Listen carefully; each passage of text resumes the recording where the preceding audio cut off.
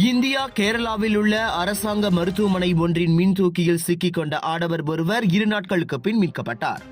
எனினும் 59 வயது ரவீந்தர் நாயர் எனும் அந்த ஆடவர் பரபரப்பான மருத்துவமனையின் மின்தூக்கியில் சிக்கிக் கொண்டிருந்ததை அங்கிருந்த யாருமே அறிந்திருக்கவில்லை என்பதுதான் ஆச்சரியம்.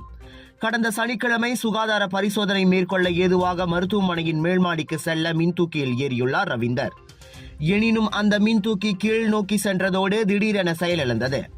2 மாடிக்கு நடுவில் அந்த மின்தூக்கி செயலிழந்ததாக கூறப்படுகிறது.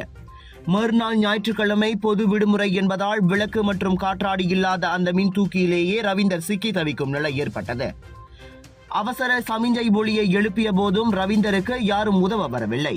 எனினும் நேற்று முன்தினம் வழக்கமான சோதனை நடவடிக்கைக்கு வந்த தொழிலாளர் ஒருவரால் ரவீந்தர் மீட்கப்பட்டார். ரவீந்தரை காணவில்லை என அவரது மனைவி போலீஸ் புகார் செய்ததும் குறிப்பிடத்தக்கது.